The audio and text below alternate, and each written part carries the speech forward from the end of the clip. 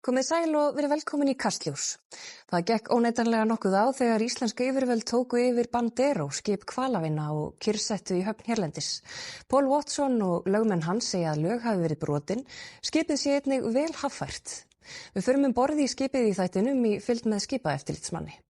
So one thing I would like to say to you from the beginning is this ship has been at sea for about 6 months, maybe more, doing long passages. It's come from Australia to the southern oceans, Chile, Brazil, up to the North Atlantic and to here.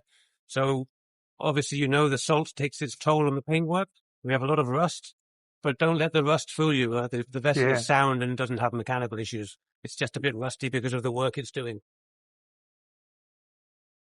Here I have the test of the AIS, the annual test report, which the inspection said wasn't done and wasn't available to see, but it was here on the boat all of the time. All the time? Yep. Also, one of the biggest contentions... Excuse me, what's the date on it? The date is May 27, 2026 was the inspection. So it was this year, a few months ago. Just now? Yep. The other one, the International Tonnage Certificate, they contended that it has to be issued by the flag state. This vessel has had a flag change recently, and the regulations say that you are allowed to keep the original certificate from the previous flag for a period of 3 months or until the new flag state issues a new one. So this was still in date at the time of the inspection. They said that we didn't have the correct charts to come into Reykjavik.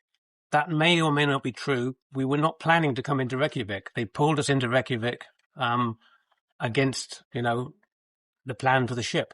So the fact that they took us somewhere that we don't have charts is not down to us. We do now have the charts. We've gone out and we bought the correct charts.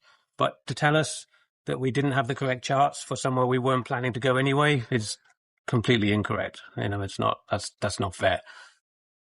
Það ekkert að þessu sem þetta missing navy control record og test record stýringir, ég hef aldrei séð það. Bridge is very basic, but everything works and we have all the equipment we need for safe navigation. And we do have access to any required publications wherever we are in the world. Any documentation that we are missing or that we need, we can put online here.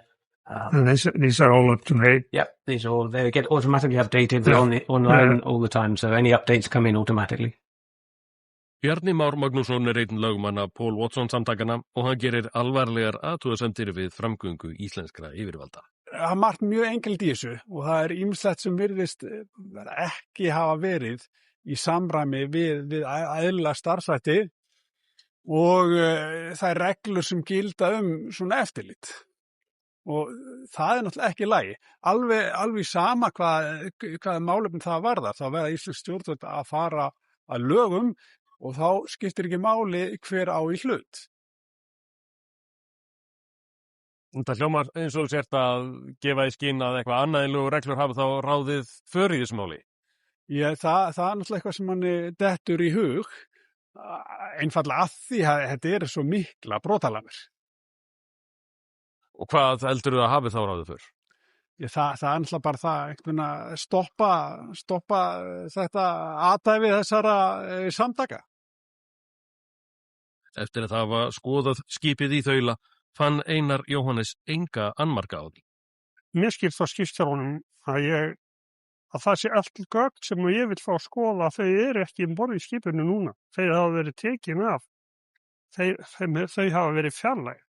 Ég hefði bara við venjulega skoðun á skipi, bara þessu, lítum bara á skipið þarna hinum megin. Það norska, með norska nafninu, ef það hefði verið svipað, þá bara stutt athugasemd. Drífið í að fá frá rétt tonnaskírteini frá Flaggaríki. Samgöngustofa segist ekki vera með gögnin. Engin gögn hafi verið fjarlægð, svo engin veit hvar þau eru. Einar þeirrar skoðunar að Samgöngustofa hafi látið þvæla sér í vandræðamál. Akkur þær látnir vinna þessi skítverk.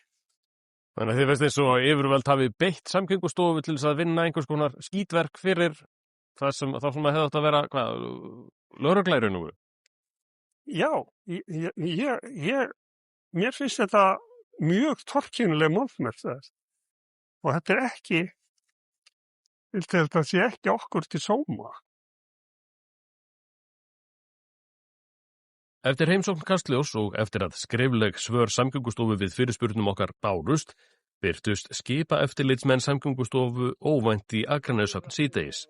Þeir gerðu það sama og við gerðum degi áður, skoðuðu Bandero í þaula. Niðurstöður þeirrar skoðunar lágu ekki fyrir rétt fyrir útsendingu og því óvíst hvort Bandero sé enn kyrrsettur.